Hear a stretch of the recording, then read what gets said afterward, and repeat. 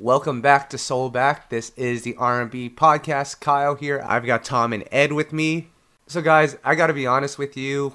We have some special guests today in the building. So I don't know how much time we're going to have to talk about this regular stuff that we usually do. So just to all the listeners out there, anything from the new music to the player, please, we're going to actually save that for the next episode, if that's cool with you guys. But without further ado, because I know this is going to be a long one, we have Tom, who's the special guest? I'm really excited, too, because 112 was one of my favorite groups growing up in the 90s. They're still one of my favorite groups now. I want to always show them respect they deserve, legends. We've got Mike from 112 joining us on the podcast today. What's up, Mike? Hey, what's happening, guys? How are you? We doing good, Mike. What's going on? Good. Yeah, bro. Glad to be here. And let me just say, Mike, thank you, for always showing us support over the years. You were one of the first interviews we did for I Got Soul when we first got started. Showed us love back then. You've always showed us love. So thank you, Mike. We appreciate all your support over the years. Hey, bro, listen, you guys, like we were talking off air, but it's just refreshing to know that there are some guys that are out there that really appreciate the music aspect of it and not all the hoopla that goes around it, man. So I appreciate the honesty that you guys are coming with the podcast. So, I Got Soul, they got me anytime, man, just because of the fact that you guys keep it 1,000, just keep it about the music. So, big ups to you guys. For sure. So, Mike, before, you got on the podcast, we were just talking, and Tom, you mentioned earlier that 112, one of your favorite groups ever. Just talk about your impact of Mike and his group as you were growing up into your teenage and early adult years. Mike, I didn't want to say this on the air, but 112 was probably my favorite group growing up. And when I was in high school, my AOL Instant Messenger screen name was TL Room 112 because I love the Room 112 album. I didn't want to say that on the air, but man. Yeah, bro, that's creepy. That's creepy? Come on, I was a big fan, man. Come on, but I'm proud to say though it's grown from I was a big fan, now I'm a big supporter of the group, so I can appreciate that it's come full circle. You know what I mean? I'll take it, bro. I'll take that, man. I'm just messing with you anyway, bro. But yeah, I appreciate it. But thank you, Mike, for saying what we were all thinking. Man. The thing is, when we look back on 112's first few albums, man, it's like that was a moment in R&B. The Room 112 album, the debut 112 album, Part 3 album, that was a moment. Like those albums are classic albums. What do you look at as the impact those albums had on R&B? Well, here's the thing, man. Like being signed to Bad Boy at that time, we were really trying to figure out where we fit because at the time, Bad Boy was. And I remember this poster like it was yesterday, bro. It's like a baby. He's got his fingers motioning like he got a gun in his hand. I know we were romanticizing the times, but it was the early '90s, so bear with me. So it was a baby. He had his diaper on. Had his those big ass baby clockers, the shoes and stuff. And then he had his hand like he had a gun in his hand. And then the caption read, and I quote, "Strictly hip hop music." Now, at the time, we were balladeers. We had no hip-hop to our name whatsoever. Like, we wouldn't know hip-hop if it bit us on the ass. That's how green we were as far as hip-hop was concerned. Yeah, we knew of the Eric B. and Rakim, the Tribe Called Quest. We knew of Big and the whole nine, but it wasn't etched in our souls like R&B was. You know what I mean? The Jodeci, the Boyz II Men, the Commissions and the Take Six, if you will. So when we saw that and we understood that Puffy had an interest in us, we were like, how does this going to work? Because, this dude was, just strictly hip-hop music and, we were R&B singers, man. So the brilliance of Puff was he understood that, okay, we know that y'all boys can sing, but it's a million other singers out there. What's going to separate you guys from, the rest of the R&B field? And it just so happened that it was that hip-hop and R&B mold that 112 helped create, if not created as far as male R&B is concerned. And the reason why I say that, the reason why I can lay claims to that is, tell me another group prior to 112 that could give you up-tempo records but with R&B singles. Right. You know what I'm saying? I'll wait. You know what I mean? Because 12 innovated that, man. 12 started that. And, you know, of course, we're some humble dudes, as I, speak about it with hubris. But, we were the innovators of that whole style, man, because nobody was doing that prior to it. Back in the day, you had your cassette tapes, right? And I know the kids are like, "What the hell is a cassette tape?" But for you guys that don't know, it was a plastic cassette that had songs on it that had filled with tape, and it had your songs on it, magnetic. So the kids can understand what the hell I'm talking about. But back then, you had an A side, and you had a B side. The A side was all the hits. The B side was like the stuff that could have been a hit, but really didn't make it, or really wasn't considered a single or whatever. The B-side normally had the R&B singer with the up-tempo record. You know what I'm saying? Like Jodeci back in the day, I got a love I want to give you, but tell me. That was on the B-side of the cassette that I had. You know what I'm saying? So those were the records that, wasn't really considered to be singles, but still had that kind of energy. 112 made it cool for you to have that on your A side. You know what I'm saying? With the Only You, the It's Over Now, the Peaches and Creams, the Dance With Me. You know what I mean? So that was our niche. That was our innovation. That was the reason why we did Only You the way that we did Only You. Because we knew we had to separate ourselves from the rest of the pack. We knew Drew Hill was coming out. Jet was out at the time. You know what I mean? It was who else was coming out? Londae was coming out at that time. It was a lot of R&B groups that were coming out. So we had to make sure that the first, second, third album was something that people could remember and associate with Bad Boy, but not associate to the point where they feel like, oh, okay, this ain't true to what Bad Boy is. You know what I mean? So. Yeah. Well, Ed, it's crazy because, you review albums all the time, and you've gone on record to say that 112's first 3 albums are all 5 stars, which is a rarity in any reviewer thing. But let's explain to the people, Ed, what's a 5-star album to you? Because 112 has 3, according to you. Well, and let me make that a little further and clarify a little bit more, because that discussion we had over on Soul and Stereo about that was that when it came to 90s R&B, nobody had a 1, 2, 3 punch like 112. The only other artist that had that 1, 2, 3 punch was Mary J. I'm talking about one album after one album after one album with the same level of consistency. Even the Tony Braxtons couldn't do that. Even the Boyz II Men couldn't do that. I mean, that's elite quality. And what a 5-star album is, and I know we like to throw around the word classic today like old diapers, but what a 5-star album is an album that from front to back has consistency, that tells a story, and that is able to keep you captivated through the whole thing. Not just, oh, this got 3-4 tracks on that I like, and I skipped those, and I really like these 3 or 4 tracks, so I'm going to say it's 5 stars. No, I'm saying from the front to the back, including those interludes, you have to have a cohesive piece of work. And I feel like, Mike, when I listen to albums and review albums in 2019, it's been a long time since I gave anybody, hip-hop or R&B, 5 stars, because albums don't have that consistency that they used to have in your era. So from your opinion, Mike, what's missing in today's albums where that consistency isn't there like it used to be?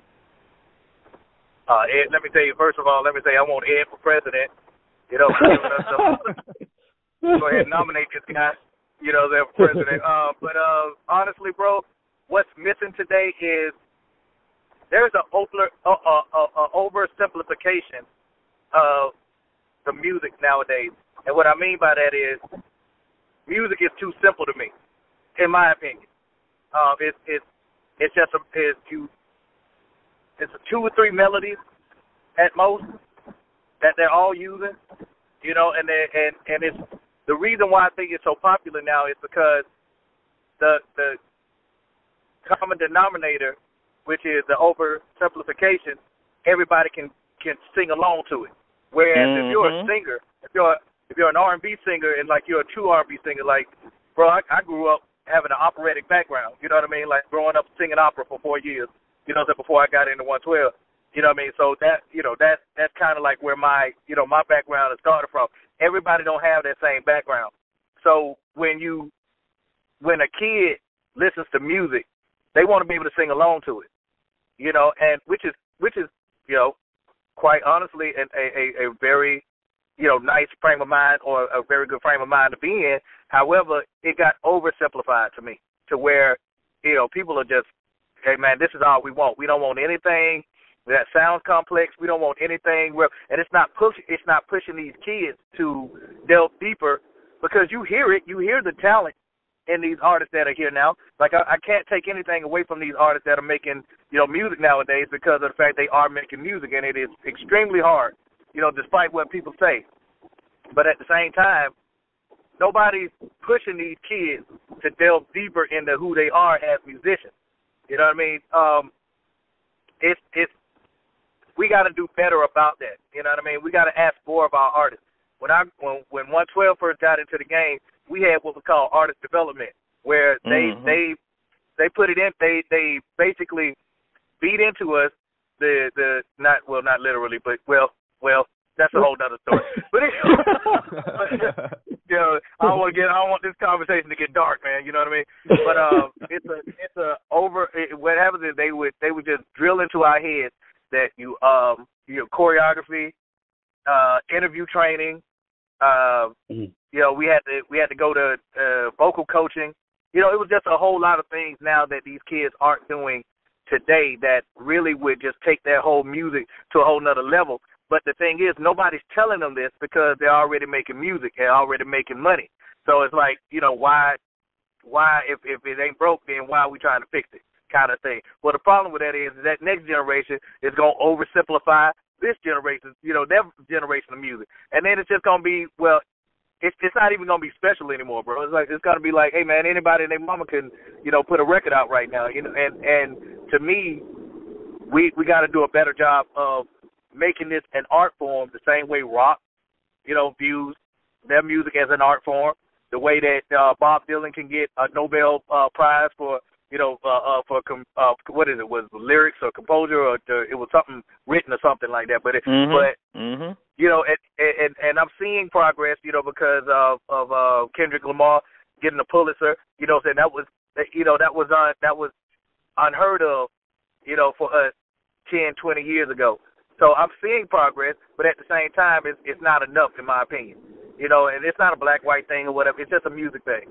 You know what I mean? And we should just really start looking at R&B artists more as musicians and artists than just, oh, okay, he can just sing, or that's okay. So I know I went a long way around the world, man, but that's kind of like my my mind frame of where it is right now. I ain't mad at it. And you're preaching, Mike, but let me circle back real quick to end this debate once and for all, because we debate this nonstop. The Part 3 album, yes or no, is it, in your opinion, Mike, is it a classic? Yes. That's the end of it? The reason why, yes, flat out. But, no, the reason why I say that Part 3 was a classic, because of how consistent the album was from beginning to end. Like, you listening to that record, the album lets you know, like, bro, like, from the beginning of that album to the end, you were going to hear a great album. And that's what we set out to do. Like, our whole goal, it wasn't a fluke that our first 3 albums were, from the beginning to end, something that you could just turn on and then just let it play. That was by design. You know what I mean? Like, we set out, and our goal was to make music that from beginning to end, that you could listen to that whole album. Now, the last album that we did, Q Mike Some to Run, it was the same mind frame. Now I will be honest with you. I'm going to be 100% honest with you guys. All of our in my opinion, all of our albums weren't classic albums. You know what I mean? Like, the first album, in my opinion, the third album, in my opinion, were classic albums. Like, not Room 112? What? Room 112 has some great songs on there, man, and the vibe of it. But it was some personal things going on. Like that first single, we did not like that first single at all. Love Me, we did not like it at all. And I think that's really what. Wow. Yeah, I think that was really one of the things, man, that kind of drove us away from it feeling like a classic to us, because that was, you know, as and I love Leslie, and I love Leslie Braithwaite. You know, he produced the record for us, and this is no slight to him, but we didn't agree with that being the first single. We wanted Anywhere to be the first single, and and because of that, we felt like, you know, it didn't do what the album didn't do what we initially wanted it to do. And there was some other controversy stuff going on too. We wanted Love You Like I Did. The record label wanted Your Letter. So it kind of, neither one of them got to kind of push it. Yeah, so neither one of them got the kind of push that we really wanted for both of them. So it was kind of like you had to choose. So we chose Love You Like I Did, but the record label chose Your Letter, and so neither one of them got the kind of monetary push that, you know, it needed. You know what I mean? So that was some other political stuff going on. There was more political stuff outside of the album, and I guess for me, it was more of a feel or lack of, for me, the reason why I don't consider it a classic album. But wait, Mike, hold up, Mike. You know you're breaking my heart right now, man. I named my AOL Instant Messenger screen name after this album. You're breaking my heart, man. Know. That's a classic, man. Come on. I understand, bro. Like I knew I was supposed to keep Room 112 up there, man. As far as like one of the ones, man. But you know, the thing that I said about the whole this whole podcast was like you guys being honest, man. So I had to be honest with you guys, man. No, we appreciate that. Like, we appreciate that. Yeah. We greatly appreciate that. That was a great story. Yeah. So yeah, but definitely the first and the third album to me was classic album. Yeah. Tom, if it makes you feel better, I could just edit out that whole part about Room 112 and we just keep it moving. I mean, hey, I was like... Let me do your tag real quick. Room 112 was one of the classic albums, too. Boom. There you go. There you go. Oh, my God. Pay, Moving. Put it in there, man. Let's move on, guys. All right. So, Mike, along with, you know, you guys being one of the best groups of the 90s and the 2000s, you guys have done a lot of work behind the scenes as well, production, writing, the whole nine. So what I want to do here, Ed and Tom, you guys feel free to chime in. I'm going to name a song, and then Tom and Ed, you guys can go after. And Mike, I want your initial and immediate reaction to the record with Pink, Love Is Such a Crazy Thing. Love Is Such a Crazy Thing. You know what? We didn't think that song was going to actually make the album. You know, because it was just crazy. It was like so different from what Pink was, you know, initially. And initially she was supposed to be an R&B singer. And, you know, that of course, you know, she switched out and turned rock, you know, which is what she really wanted to do.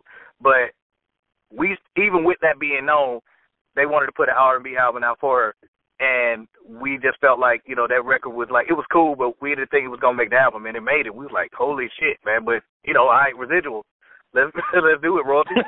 You know, yeah. So yeah, but that was crazy. That was a shock. So the word that I'm looking for, it was a shock.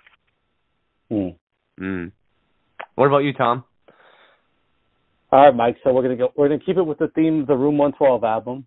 I'm gonna name two songs because there's two songs on the album I can't even listen to anymore because I'm happily married now, man. But these songs are too sad, man. Funny Feelings and Your Letter. I can't even listen to these songs anymore, man. What's up with those two? Okay, those records. Diane Warren did Your Letter, and what was the other? The other one was what? Funny Feelings. Funny Feelings. Okay, yeah. So, Funny Feelings, bro. We wanted an acoustic.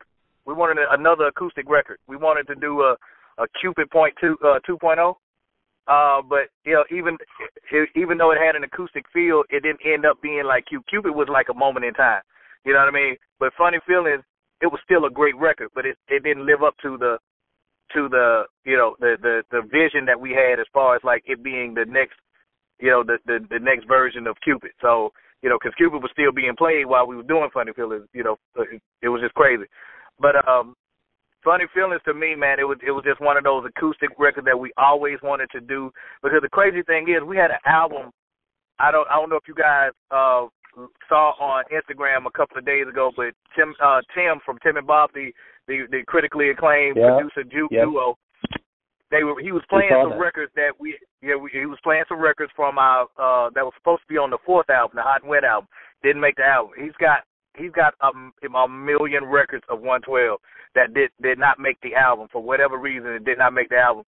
Like, people don't realize, man, we have damn near a whole acoustic EP at least of just acoustic sound, acoustic records or whatever, man. And we wanted to do an acoustic song on the, Room 112. So that's where Funny Feelings came into play. It was a beautiful record, and even though we wasn't really mind frame wise in that mode of thinking or whatever, man, when we heard the record, we heard the song, we like, bro, we gotta have it. So that was, Eric Roberson, Robertson, wrote the record, man, and it was just super dope, bro. Nice. What about you, Ed? What do you have for Mike? Now, your boy got to throw a wrench in it, and I got to switch it up for you, Mike. So, okay. Back in the 90s, Bad Boy was basically the hit house for remixes. Like, when you want a remix, you came through. And a lot of times, 112 was part of those hot remixes. So a couple of days ago, I was listening to one of my favorite remixes, and I want to see if you have some input on the creation of this song. This was the Isley Brothers, Lil' Kim, 112, Angela Winter, Floating on Your Love. Mr. Biggs, I know you got to keep me big. Float on, float on, float on. Don't you know I want to love? The crazy thing is Kelly Price is in there, too. Oh, that is Kelly. I never noticed that. Yeah, Kelly. Yeah, that's Kelly Price singing, don't you know I want your love? Don't you know I need your love? And the crazy thing about that, bro, that's how Kelly got signed to Island and because she was working with 112 at the time, and the Isley Brothers came in and we started because we were also signed to Bad Boy as writers. So when Puff was working with Mr. Big, aka Ron Isley, Kelly Price was in the studio with us as well. They heard her sing, and they immediately signed her because she wasn't signed to Bad Boy at the time because we had Faith. So right. So he automatically scooped up. That's how she got her deal, with Island. That's crazy. That's crazy. Yep. I'm gonna tell you something. I'm gonna tell you a fun fact too, bro. I'm gonna tell you something else funny too. In that video, because we're green to the whole scenario, man, of doing videos and how you gotta look at the camera and lick your lips and do the little hazel eyes with girls and all that. So we new to all this stuff, man. This officially is our first video that we're doing that features 112, right? So we don't know what the hell we're doing, man. So our crazy behinds are trying to figure out the harmonies for the hook that we did for a video. Right? I know, just think about that for a minute. Now you can't hear it. You're not gonna be able to hear it. We're such sticklers and we're so green to this whole scenario that if you go back and look at that video, you can see I'm pointing at I'm like pointing my fingers and we're trying to figure out the hook. We're trying to figure out the notes for the hook at this point. Puff runs over because he notices that we're not paying attention to the camera because we're over there trying to figure out the note. Puff runs over there and curses us out. He's like, yo, what the fuck are y'all doing? Fucking look at the video. What are y'all fucking doing? So we're like, bro, we're trying to get the note, and then we're like, they can't hear this. No, they can't hear that though. So we're like, duh. But that was the mind frame, bro. Like, they just showed you how green. Like, that was our first video, bro. We didn't know what the hell we were doing, man. So, like, again, that was like another moment in time where, this is our first video. We're supposed to be ecstatic. We're supposed to be energized and just happy to just be there. And Puff comes in with the guillotine and just lops our head completely off, bro. Like, it was the funniest shit. Going back listening to it and just thinking about it now, it was the funniest shit, bro. I love y'all commitment to the music, though. At the end of the day, y'all wanted to get the music right. Like, we wanted to get it right, bro. We wanted to get it right. Man, why? Teach these babies. Teach them, Mike. I'm trying, bro. Like, I'm looked at it now as a figurehead now, man. It's like they respect us, because we OGs. I keep hearing that nowadays. OG. I said, man, I'm not old, bro. You know what I'm saying? I still wear the same clothes y'all wear. You know what I mean? So, you know, it's just crazy, man, to me. And then it's really crazy how they'll say 112 is old school, but then still look at Jay-Z as something current. I'm like, you all know this dude almost 50, right? You know what I mean? Yeah, he was out like, before y'all were out. Exactly. And he's older, but he's relevant. It's about relevancy, man, and I get it. You know what I mean? And plus, you know, for dudes, being an R&B singer ain't as cool as being a rapper. I get it. You know what I mean? Like, I didn't want to get shot 9 times, and you know, you know what I'm saying? Like, I didn't want to do that. You know, I didn't want that on my resume as far as like, you know. So I chose to be a singer. You know, sorry. Well, you did get some respect last weekend. Kanye, Kim Kardashian went viral. You and Slim singing Cupid. I think it was on TMZ and the whole thing. Can you just talk about what was going on there? How did that all happen? Well, it's funny, man, because we have a new single out, shameless plug. It's entitled Tonight. Please go out and get it. It's on all digital platforms. And we were out there promoting, and also we had a show that Saturday. So prior to the show, we wanted to meet Kanye because our people reached out to his people, and we wanted to see if he would do a couple of records for our EP. So when we went out and we met him, and we started talking music, and you know, everything sounded good, man, and we were all energized about the potential of us doing some music with him. And you know, dude just had an idea. He was like, "Look, man, you know, y'all are my girl's favorite group. If I call her, you know, will y'all please sing Cupid?" And we were like, you know, it's Kim Kardashian, duh. You know what I mean? So, of course we'll sing it for her, bro. So that's really, it was so organic the way that it went down, man. It was nothing planned. It was, you know, it clearly you could tell that we caught her off guard. You know, so nothing was really planned. It was just something spontaneous that, you know, like, you know, musicians and artists and creatives do. You know, we were just in the moment. And, you know, dude was just right there. And we got to talking about music, and then he started talking about how much he loved his wife, and, you know, and how much, you know, we're her favorite group. And, you know, it would be awesome if we sung Cupid for her, man. And that's pretty much how, you know, that all just happened, man. It was just so spontaneous and organic. And, you know, that's when you know that something is being done right. You know, it's not anything forced or anything like that. You just go for it, man. You know what I mean? Mike, I got to ask you something about the current status of the group, because, you know, we love 112, and this doesn't mean to come off the wrong way, but we saw 2 new members on the flyer. We noticed they were dancing at your show. I mean, are these 2 dancers that are, you know, backup dancers with your group now part of the group? No, they are not. Officially, 112 now is Slim and myself. Like, okay. The dancers are the element, because people will accept there being 2 members of 112 because of the memories that they had, but it has to feel like it did when they last time they saw us, meaning it has to be 4 on stage for something. You know what I mean? Right. So right. What we decided to do, man, because the way this show is set up, and you guys can attest to this, you know, from the show that we did in Vancouver, you know, and thank God that Slim sings a lot of the leads and stuff, man. So, you know, it was an easy transition, you know, just to, you know, to make as far as that goes. As long as it looks at, you know, as long as we stay within the same parameters that you're familiar with 112, people will accept. You know, change is inevitable. You know, everybody in here on this call and on this podcast has had some change happen in their lives where, number one, they didn't anticipate it, which you never really do, and you know, it didn't prevent you from adjusting. And you know, that was the only thing that we wanted from our fans, was just the opportunity to show you that the show can still go on. You know, now with respect to the other 2, you know, former members of the group, they decided to go in a different route.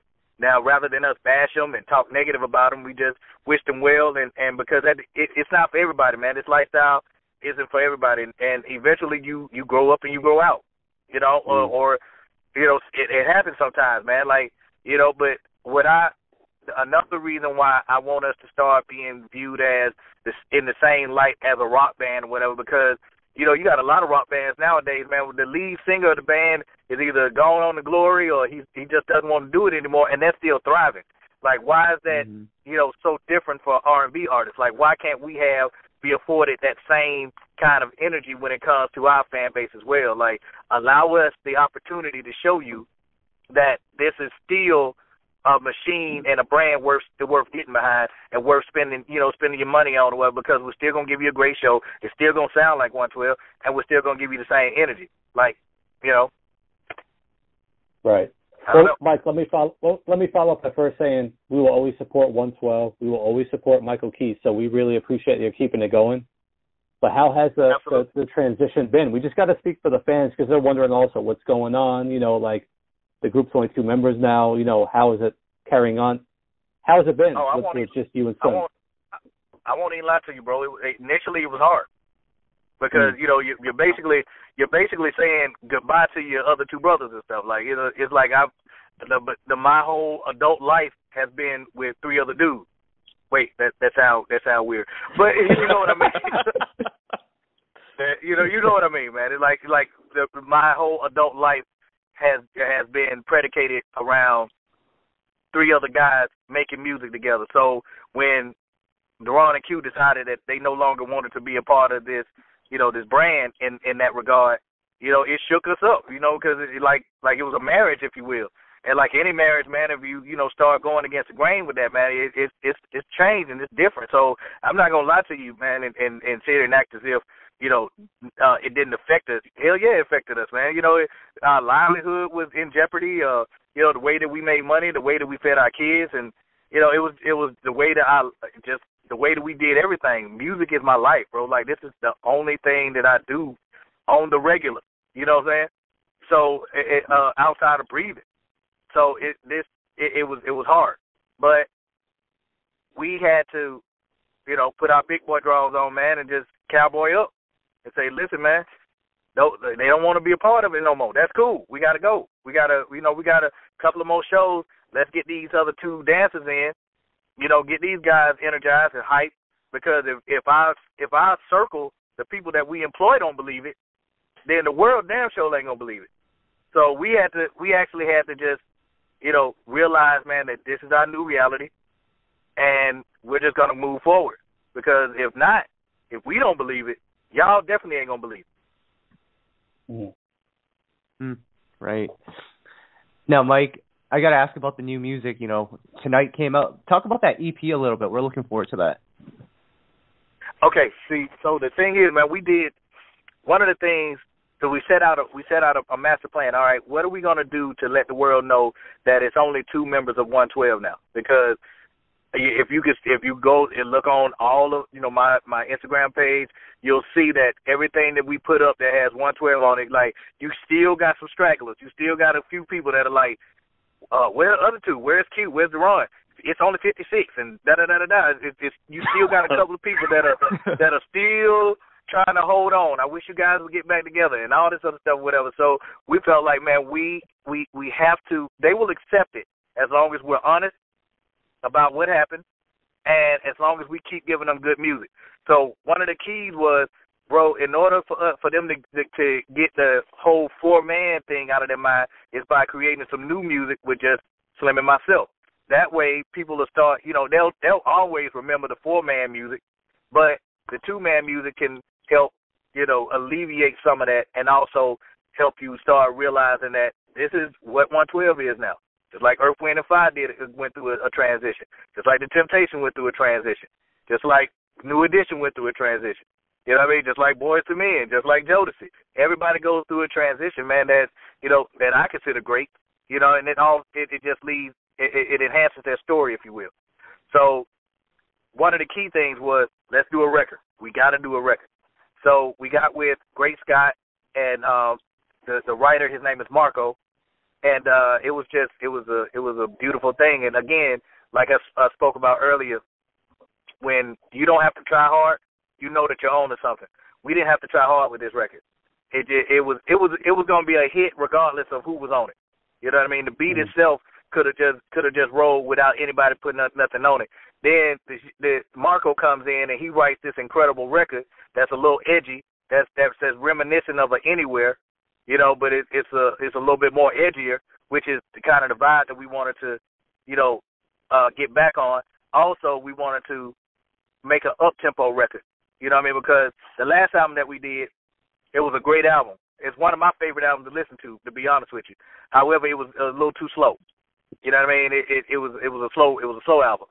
What 112 is known for throughout the world is up-tempo. You know what I mean? So we wanted to do a record that reminded people like, oh, man, I forgot these boys had Only You. I forgot they had It's Over Now. I forgot they had Dance With Me. I forgot they had Peaches and Cream. You know what I mean? It's like these up-tempo records, bro. So that's kind of like the mind frame that we wanted to. And from that, we've just been getting a whole lot of support from the fan base. It's like, man, are y'all going to put out new music? Are y'all going to put out new music? Are y'all going to put out new music? So we said, bro, you know what? We may want to do an EP. So that's where the whole EP, we wanted to test it out and see if people would even like the record. And now that we know that people are really digging Tonight, we're like, man, you know what, bro, we can do this. Like, we knew that we could tour, but we wanted to make sure that people were just, you know, not being nostalgic. And, you know, we wanted people to, like, really, really, really want to hear new music from 112, if that makes sense. So that was the mind frame that we went when we did the record, man. And the EP actually wasn't initially part of the plan, but, you know, it's all about adjustments. And the more that we kept hearing people say, yo, we need new music from y'all. We need new music. Boom. It's like, all right, well, let's do an EP then, bro. Mm.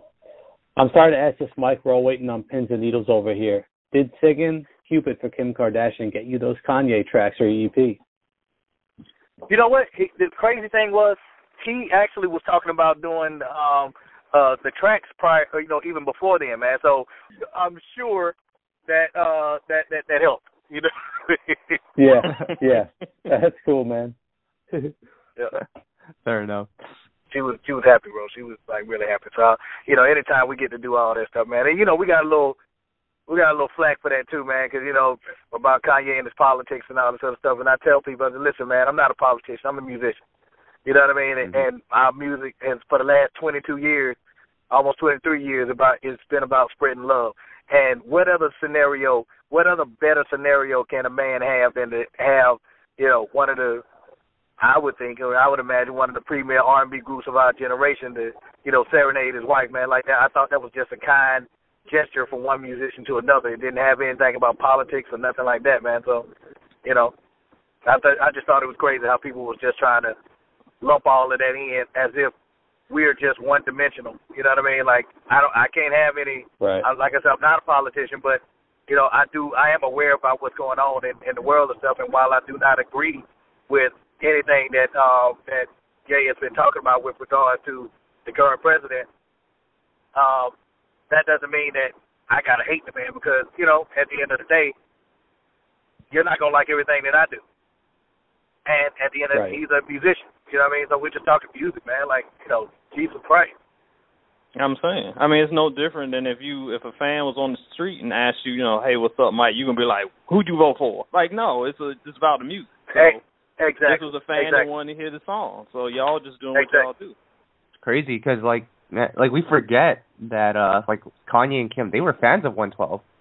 And because music moves so fast now, we forget that, like, people made impacts on the genre. Absolutely, man. And that's what we, you know, when we got into the game, man, our business, it was to create a legacy, man. And it's unfortunate that today, in order for you to have a legacy, you got to really, like, be a reality star as opposed to, like, being what it is that you truly are to the game, man. Like, you know, will I do reality TV if the opportunity presents itself and I feel like it's something that Slim and I, you know, can bounce off of and, you know, progress, then yeah, we'll consider it. But, you know, I'd rather be a musician. You know what I mean? So, you know, I just want to be known for what it is that I know that I contribute, what the Most High put on this planet to do. Like I feel like if we did reality TV, that means that we're being forced in order to do it, in order to get quote unquote relevancy. You know, in today's world, you gotta be on a reality show. You had to have had to slap the shit out of somebody, you know, that in order to, you know, be relevant, and they ain't got nothing to do with what it is that you actually do. You know what I mean? And I just felt like that's just crazy to me. I feel you, Mike, because now you're preaching. Because there's so many artists these days that's up and coming, you will know them from IG, you will know them from reality TV, but like ask somebody to name 3 of their songs. I mean, somebody name 3 6ix9ine songs. Can't nobody do it, but you know who he is because he wilding out all the time. So right, exactly. It's not about the music anymore. No, absolutely not, man. Yeah. You know, and then what made it crazy was the fact that music became so quote unquote simplified rather, to the point where you can't even distinguish, you know, artists who have been, you know, singing for pretty much forever, and with a guy that has, you know, just found some kind of melody on a keyboard some damn well. You know what I mean? Like the distinction between the two. You know, when it comes, it's like I'm sitting here and I'm listening to all these artists, and I'm like, yo, how in the hell are they making records right now? Like, what did I do all of that practicing and training for? And all I had to do was just, you know, and then that's a hit, bro. Like, I'm like trying to figure that. I was trying to figure that out, man. But, you know, to each his own, man. I guess what these kids like nowadays, so that's what we're going to get. I never understood that. No, I'm with you. It's all about the wave. You just got to hop on the current wave, and it don't even matter. Mike, just closing in now, you know, Ed, you can attest to this. On your website and our website, we always debate about Boyz II Men versus Jodeci. Can you brief us in on that, Ed? What's going on with that discussion? It's been going on for many, many years now. It's been going on forever. I would love for Mike to jump in on this. What I'm realizing, Mike, is that for me, when it comes to the conversation between Boyz II Men and Jodeci, you know, 2 of the premier groups of the 90s, it feels like to me that this younger generation of R&B fans, they give Jodeci the props, they give 112 the props, they give Dru Hill the props, they give J.E. the props. Boyz II Men doesn't really get that much love. And whereas we used to debate, you know, who was better, Jodeci, Boyz II Men, the younger generation always leans toward Jodeci.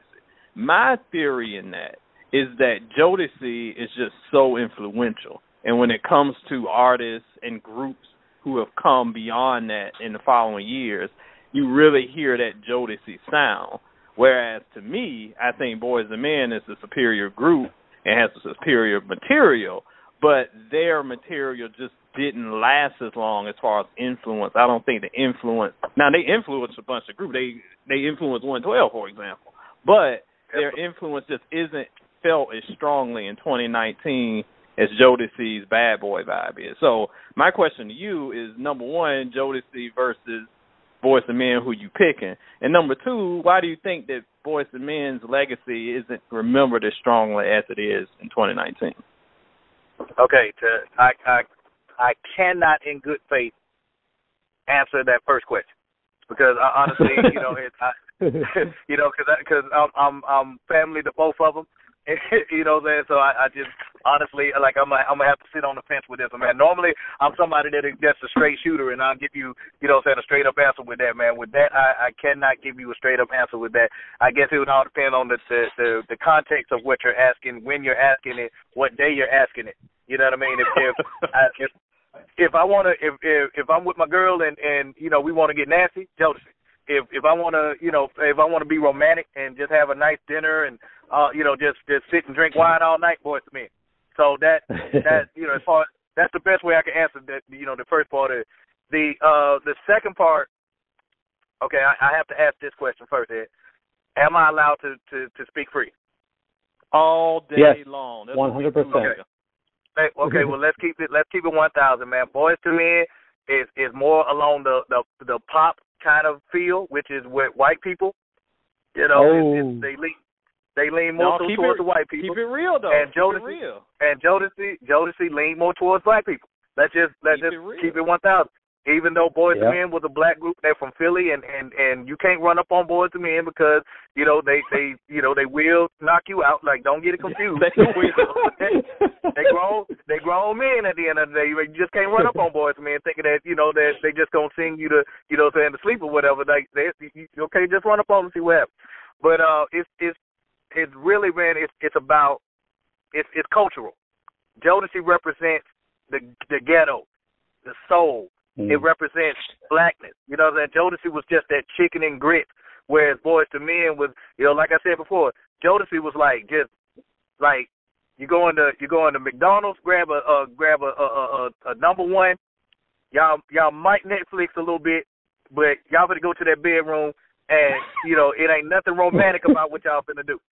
Not Whereas the number Boyz one. II Men, yeah, the number one with cheese, bro. And then, but whereas with Boyz II Men is the horse-drawn carriage, the nice dinner at Ocean Air. You're meeting the mama. You're meeting the mama and daddy before y'all leave. You got a corsage. You know what I'm saying? Y'all are definitely, y'all going to the opera. You know what I mean? Afterwards, whenever you come home, it's a bed of roses. You know what I'm saying? With your name. That's what Boyz II Men represent.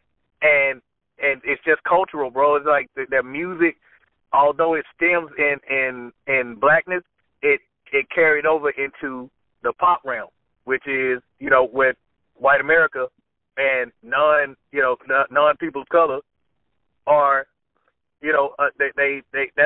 that's as comfortable as they were. That was as close as they were that they're going to get to being comfortable with black music being relevant in their household. They in no way, shape, form, or fashion was they're going to be accepted. Jodeci was going to be accepted the way Boyz II Men were going to be accepted in that world. And black folks could just could identify with Jodeci just more than they could Boyz II Men. That is the God awful truth, man. I mean, you're not wrong. If you look at the charts, go back to '94, go look at those charts. You can see which songs were on pop, which ones were on the R&B chart. So you're not wrong. Yeah, man. I'm only going off of, I'm a music theorist, bro. Like we sat and debated this. Like, trust me, this ain't nothing new that, that we used to do the same thing, sit and debate all day, man, and it would always come up. Because the pinnacles of as far as our generation was concerned, like, of course, excluding New Edition, because New Edition was its own, it was on its own barometer. We were talking about just singing, what I'm saying, just as far as R&B singing, Boyz II Men and Jodeci. You know what I mean? Those are the two pinnacles of which everybody else is everybody else is measured. So when we first came out, of course, they started attributing us to Boyz II Men, but then they were like, okay, but these dudes can also sing soulfully. So we actually were a mesh of the two groups, where we didn't have the whole grit and grime that Jodeci had as far as their look. I mean, but we kind of did because we were the bad boy and we had the black leather and stuff too. So let me omit that. Let me amend that statement. We did have the look of a Jodeci as far as like the black leather and the whole nine, but we had the wholesomeness and the niceness and not saying that these guys aren't bad guys. I'm not nice guys. I'm not saying Jodeci's nice. They're awesome dudes, man. They're family men. They're awesome people, whatever. But the image the perception that they had was like they were some thugs versus Boyz II Men who were gentlemen. They just keep it real. Mm. Yep. And and that was the whole perception of it, man. So that's why I believe kids nowadays, when they do their research and they go back and listen to all the stuff, man, like they attribute more to Jodeci because they're culturally they fit, they're close, they resemble more of what they're accustomed to versus Boyz II Men. But if as far as like having the most successful career, it's Boyz II Men hands down. Mm. All right, Mike, you were too prepared for that argument. So I'm going to throw something at you that you've never thought of before, a debate you've never thought of before. Two artists we're going to throw at you. You ready for this? Oh, here we go. Let's do it. So Ed, his favorite artist is Keith Sweat, right? And my favorite artist, arguably, is Musiq Soulchild. Who are you taking of those two? Which artist would you take? Okay, again, it's about context. What's the premise behind, why am I taking one over the other? We talking about you ain't gonna be able to slip me up, bro. Like I'm just letting you know for war, you're not gonna be able to slip me up and trip me up. No, you're right. You gotta clarify. But Mike, we ask every guest. We ask this to every guest we've had on this podcast. Every artist we've had come on join us on this podcast. Which body of work do you prefer of those two artists? Okay, Keith Sweat is one of the Godfathers, along with Teddy Riley. Slim. Okay, Slim just came in. But yeah, so Keith Sweat and Teddy are like those OGs, those pinnacles. You know what I mean? Again, we're talking pinnacles. Whereas with Musiq, Soulchild, vocally, of course he's superior to Keith Sweat vocally, but the impact that he had on music, Keith Sweat can't be denied. Like we're still quoting verses from Keith Sweat from 30 years ago. You know what I mean? So that's the kind of impact. And my thing is about impact. If you want to know that who am I taking? It's like, again, I got to understand the premise. But if we're talking just in a vacuum, like the totality of what they contributed to the music scene, yeah, I would have to go Keith Sweat on that, only because of his influence and just the fact that this dude gets memes right now still. You know what I'm saying? About you know, who's doing this, that, and the third. Nobody. You know, that's the cultural effect that Keith Sweat had versus Musiq, whereas Musiq Soulchild is a much better singer, which I don't even think Keith would deny. You know, its impact on R&B music is not as prevalent as Keith Sweat's is. Mike, you on the right side of history. Hey man, yo, when I start hitting you with that, you know, with the so rough, so tough, man, it's like, you know, you can disagree, but you know, I'm not wrong. I think you can disagree, but you ain't gonna say I'm wrong. I mean, that's all right. Well, hey Slim, what's up, man? Yo. Hey, what's up, man? Thanks for joining us. Oh man, I appreciate it, man. I was just about to get a nice little massage, man. I had just looked at it and said, oh my God, how can I miss this right here? You definitely got you definitely got my brother Prince. He's a real realist, you know what I'm saying? So like I can kind of tell where this conversation is going. We, you know, us R&B cats, we always talk about, you know what I'm saying, relevancy, and you know what I'm saying, especially what Jacquees had basically got everybody together, where, you know, everybody's talking about who's the king of this or that or whatever, you know what I'm saying? And man, yeah, like that's an interesting concept. Like you're talking about legends right here, you know what I'm saying? You call Teddy Riley and Keith Sweat, and then let me add on to what Keith Sweat, he's doing shows and stuff right now. So like we have a platform because of Keith Sweat, like right now. Like so we still do arenas and, you know what I'm saying, and big theaters and stuff because of Keith Sweat. So like even with that, you know what I mean, having a whole bunch of stuff going on, you know what I mean, you know, as far as, you know what I'm saying, and so relevancy, and just like my brother said with the memes, and you know what I'm saying, and then what he's still contributing to, you know what I mean, the culture of R&B, he's definitely at the top, you know what I'm saying, if not the top. Hell yeah. Yeah. Now, Slim, glad that you were able to join us. You know, you just mentioned Jacquees, and this is interesting because, of course, he went on and stated that he was the king of R&B of his generation. So when you guys were coming up and Dru Hill, Jagged, Next were all, you know, with you guys at that same time, did you guys, in your mindset, feel like you guys were the kings of the R&B groups? Like, is that the mindset you had to have to succeed? Of course. I mean, all of that whole culture, I mean, this is not anything new. I'm pretty sure when the Temptations and the OJs were out, I bet you if you asked them who they felt was the king of R&B, I'm pretty sure they would say themselves. So, you know, us looking at them as far as, you know what I mean, these were our idols. And, you know, we plan to be nothing but the best. So, I mean, as far as 112 is concerned, we look at all of our attributes, you know what I'm saying? We could talk about everything from just the skeleton of music, like, you know, how we were put together. You have four lead strong singers, where you have one of the lead singers have a very wild voice that you can't, you know what I mean, I don't sound like anybody else. You know what I'm saying? But in 112 you had four lead singers, you know what I'm saying, that could hold their own. So, you know, I mean, then you put together, you know what I mean, you put together all of our attributes as far as, well, we've got Grammys and all that stuff. And as I look around in our division, we're the only R&B group with a Grammy. Mm-hmm. And then we got everybody else's awards too. So, you know what I'm saying? I mean, I'm a little upset that we don't have our NAACP Image Award because I feel like we have the cleanest, you know what I'm saying, reputation of everybody. You know what I'm saying? Now, that's just my personal opinion, but, you know, I could be biased. I know that's right. You know what I'm saying? I know that's right. But, you know what I'm saying?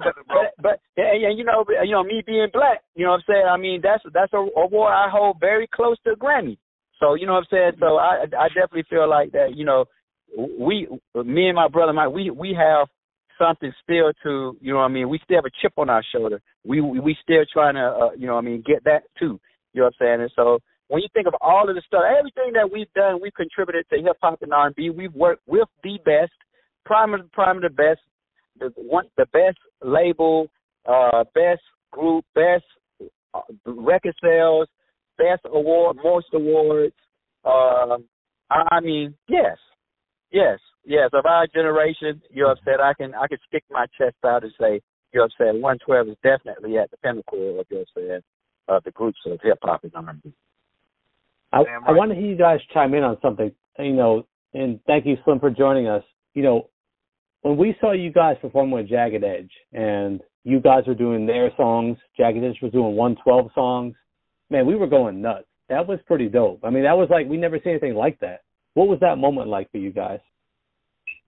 Well, let me ask you a question, bro. Would you believe me if I told you that the Experience Tour is actually something that we put into making almost 15, maybe 20 years ago? Crazy. No, we wouldn't believe it because we thought you guys were rivals. You know what I mean? We thought you guys... Listen, bro, I swear I'm prophetic, man, because the reason why I quote-unquote started this beef with Jagged Edge was the whole reason behind everything. Now, I'm playing around, but I'm being serious, so, you know, understand that it's serious. Yeah. I'm dead ass about this whole concept.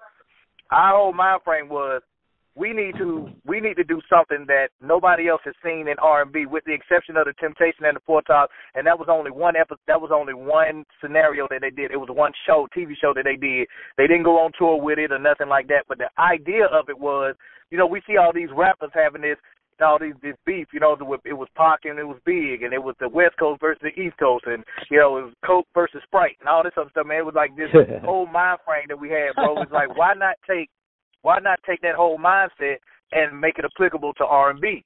Now, who fits that bill? Well, it just so happens at the time, Jagged, Representative Jagged was on the local radio station down here saying that Jagged was the only group in Atlanta that was actually doing anything worth a damn. So we found out, okay, boom, we got our group. We got the group that we can identify with, that we're going to hitch our wagon to. We already knew Jagged from us just being on the chicken circuit back, you know, down here. So, you know, it was nothing, you know, out of the ordinary. It didn't seem forced. So, of course, they felt like Slim said, they felt like they were the best group, especially coming out of Atlanta, where 112, we felt like we were the best group coming out of Atlanta. So it all played itself out, man, to where the scenario was it was going to be a Jagged Edge versus 112, you know, but it was going to be more of a head-to-head kind of thing where the fans decided based on the performance, who was going to be the better group. That was the concept back then. But it got a little too personal. People got in their feelings a little, you know, too much. It was too deep, you know what I mean? Like, some scars just refused to heal. And we just couldn't do it that way, you know. And so over time, it's nothing like being a 40-year-old man and having kids and having them go through things for you to understand, like, man, what are we doing? You know what I mean? Like, when we was kids, we acted like kids. It's grown up time now. Let's secure these legacies. Let's submit these legacies, and so the world can understand that, you know, outside of hip hop, R&B is a mainstay as well. We're a part of Americana too. We're part of this great nation's history, like it. And I know you guys are, you know, in Canada and stuff, but we're part of this great nation's, you know, history, like any other form of music. So why not solidify and cement ourselves in that as well? So that was the premise that we wanted to do. It didn't happen that way, and it took 15 years for it to get to where we are now. But The plan actually happened back in it was a lot. It was like 2002, Slim. So it's actually 16, 17 years. you know what I'm saying, in the making or whatever. So that was the whole premise what 112 had planned on doing. We just didn't tell Jagged that, you know what I'm saying? So that was the whole problem right there, man. It's like we didn't tell them what we planned on doing. Listen, I didn't think they were gonna be believable, bro. Like, you know, I didn't think that their beef was gonna be believable. So I was like, nothing like, you know, raw emotion to make it seem believable. You know what I'm saying? So Prince, what you're saying is like you basically started like what's now called reality. It was like reality TV, but instead of having it on TV, we give just reality something here. Yeah, I didn't think about that, but you know what? The rest of the world, y'all welcome. You know, I didn't think about that, but until now. But you're welcome, America. You're welcome, the rest of the world. We started reality TV, and you can't take it from us, man. I'm on my what was it? Soldier Boy. Soldier Boy. I'm on my Soldier Boy man. Right now. Yeah. We started this shit. Okay.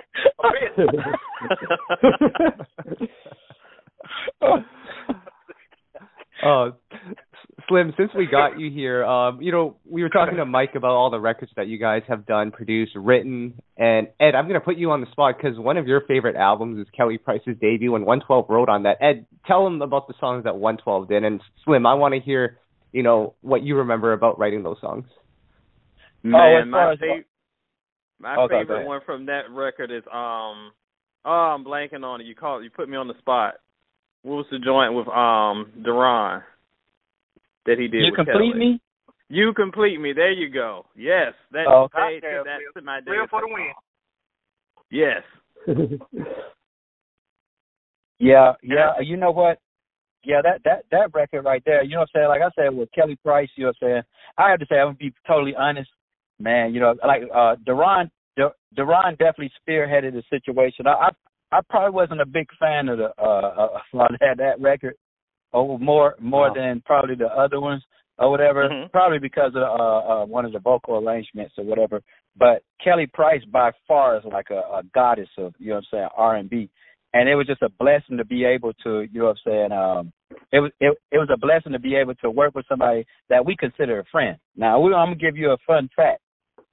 Before she had a record deal or whatever, we knew her. We knew of her. We invited her to come to the studio, and we sang with her for about 3 hours and at the studio, and then we called Puff, trying to see if Puff wanted to sign her. And at the time, Puff was like, well, man, you know, I already got faith. You know what I'm saying? Like, we got faith, you know what I mean? So, you know, but she's definitely extremely talented. That's why you hear Kelly Price all over the Life After Death album. You know what I'm saying? So, I mean, that was just a blessing. It was just a blessing to, you know what I'm saying? Like, it's bigger than music with her when it comes to her. Like, we kicked it at her crib, would go to church. She can cook. Goodness gracious alive. And you know what I'm saying? We definitely kicked it, you know what I'm saying? It's definitely a family type of situation. So, you know, like certain artists, you know what I mean? Like, we've worked with certain artists and, you know, it's strictly music. But, you know, there's a rare situation when, you know, it goes further than the studio. You know what I'm saying? Like, it's actually real family. We know her family. We'll go to church with her. You know what I'm saying? She knows. You know what I'm saying? So it's just one of those things. So that was real cool. That's one of our cool joints where we definitely worked with somebody that was real cool. Slim, it's up. Before I die, I got to get some because Kelly Price's cooking. It is legendary. I have never had a taste, but everybody says Kelly be cooking. I got to have some for cooking. Boy, let me tell you something, man. Like, everybody talk about Patti LaBelle, you know what I'm saying? And I want to test it out. I want to test out. Now, I already have my taste, you know what I'm saying? I know how Kelly gets down, you know what I'm saying? Yeah. Like, we know how she get down. So if I can get a shot, me and my brother, you know what I'm saying, we go up in there, you know what I'm saying? We go up in there and we holler at Patti LaBelle and say, you know, you cook for Tyrese, you know what I'm saying? Let us sit down at the table. We dead from the South. I just want to just taste, you know what I'm saying, the candy yams and the collard greens, you know what I'm saying? Like give me some real hardcore soul food, and let's make the comparison. And then me and you, we can get back on the phone. You know what I'm saying? Then I can say, you know what? Now, when I tasted the fried chicken, you know what I'm saying? Like, The chicken was very tender on the side. You know what I'm saying? Hey, I tell you what. Hey, we make that happen. I'm coming out of retirement from not eating chicken anymore, man. I would eat some fried chicken from. Hold on now, friend. Yeah. Listen, yeah. I'll tell you that. Tell you what happened now. That's how good that food was, bro. Kelly, bro, it was amazing, bro. She made me want to slap the hell out of somebody, bro. That's how good that food was, bro. You know that? I will go back to eating chicken again, bro. Like I've not had a bird in 4 years. I haven't touched anything, poultry, beef, pork, anything like that in 4 years. I will come out of retirement today if Kelly Price fixed me a plate.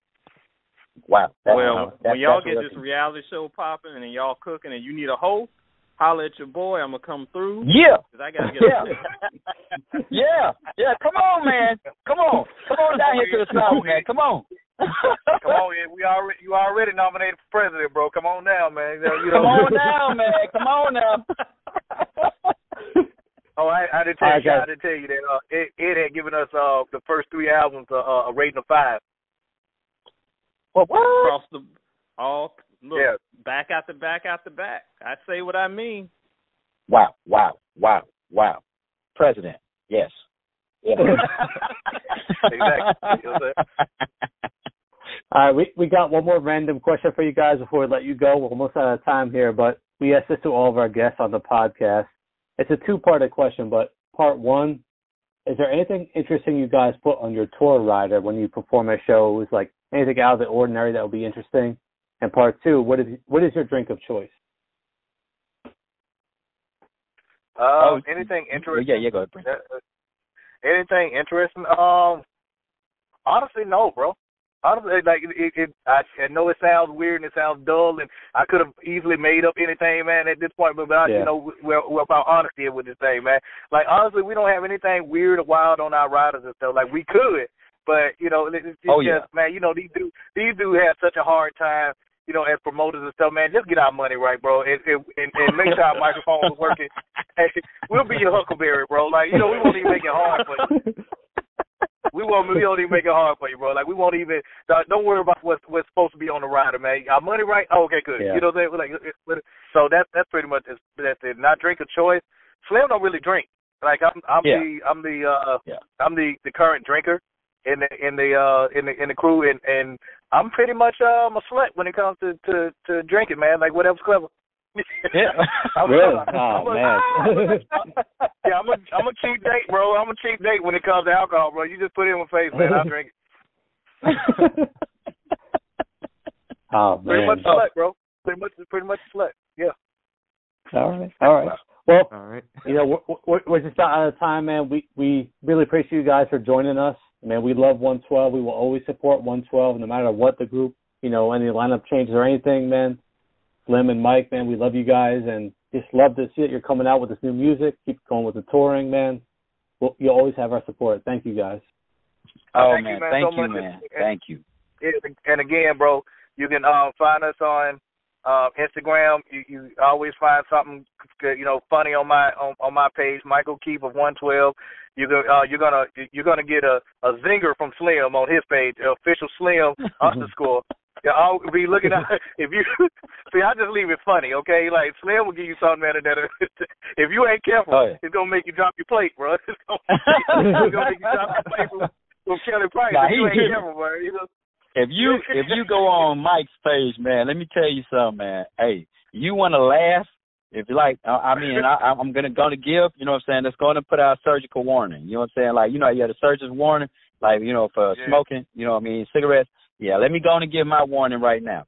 If you go on Mike's page, if you have a bad day or something like that, and now I'm going to give it to anybody, you know, you have asthma, you laugh too hard and you don't have nobody around you, I suggest you not to look on his page because I promise you on everything. Like, I mean, there's been plenty of times I've been at a very nice restaurant and I just look over and I see the years post them. And just my curiosity, I know better. You know what I'm saying? But I hit that button anyway. And the food I spit the food all over. Oh, my God, that went my lobster. Like, man, I mean, I'll tell you this, wow. I mean, any given moment. You know what? We probably going to go live because tonight, me and my brother, we about to go to Rick Ross' birthday party tonight. You know what I'm saying? And, It was so you know what I'm saying. Like, so it was like he was doing like a trendsetters type thing where it's like the who's who of Atlanta. You know what I'm saying? Anybody that's close to him. So we were invited. So we're probably gonna go live. So everybody, you all want to see Rick Ross' birthday party live? You know what I'm saying? We're gonna do an R&B style. You know what I'm saying? We're gonna come out there. We'll be real fresh. Go on the official 112 on our Instagram. The official 112, and we're probably gonna go live. You know what I'm saying? Let everybody see exactly what's going on. Oh, that's what's up. Yeah, man. Go get that new single. Go get that new single tonight. It's on all digital platforms, man. Thank y'all so much. We need every record counts, every sale counts, man. These Rolexes don't pay for themselves. Thank you. Good night.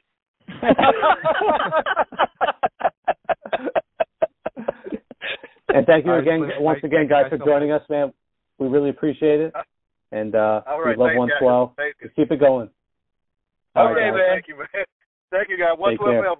That was Mike and Slim. Slim kind of just popped up at the end there, Tom. Slim was getting his massage on. That touring life is tough. You got to get your massage in from now and again. So props to him for showing up. Props to Mike. He was one of the best guests we've had, I'd say. So, I gotta say, that was one of our best. I thought it was a great guest. Slim showing up at the end, doing a run-in cameo. That was cool, too. I want to have some of this Kelly Price cooking because they got me all hyped up. Listen, guys, I don't care. I don't even care about food, really. But, man, now I want to try this Kelly Price cooking, man. Where can I go? Who can I reach out to? It's legendary. I've been hearing about it since 1998. I got to get me a plate, dog. But yeah, shout outs to Mike and Slim. That was a great one. But, before we get out of here, and, I want to mention again, for everyone that's been waiting on the Play a Please and the new music, we're going to actually wait until next week just because that was like an hour in itself and there was so much content for everyone to digest. So we'll wait until next week for the new music. But, Ed, what's going on with soulandstereo.com? It's been a busy week over at soulandstereo.com. Y'all know how we do. We took a second to kind of break down some of the new music of the week, including India Arie's new single, Cousin Chris Brown's latest stuff, Lucky Day's new song from J. Cole. We'll get into more details on the R&B songs next week on the podcast, but if you want some immediate thoughts from your boy, go to soulandstereo.com and check that out. Also, I've got a review of the new album from Boogie. Boogie, if you don't know him, is one of Eminem's newest signees. To me, it's the first must-hear rap album of 2019. So if you're dying for new rap, this is a joint for you. So Soul and Stereo, your hookup, player. Nice. And Tom, what's going on with IGotSoul.com? Speaking of 112, we were able to premiere Deron Jones's single, Summertime, on the site, so he gave us that. He reached out and we premiered that. So it's a pretty dope song. I know Ed likes that one. Check that out on the site. Yep. Hoping to have Deron as a guest in the coming weeks, so that should be pretty good. Some other new music, check out on the site. We continued our Millennials in Music series with our friend Zeppelin, and we've had Bree Steves as a feature this week, so check out that interview. Other than that, just trying to stay on top of what's coming out, so as always, head over to check out any new music coming out on the site.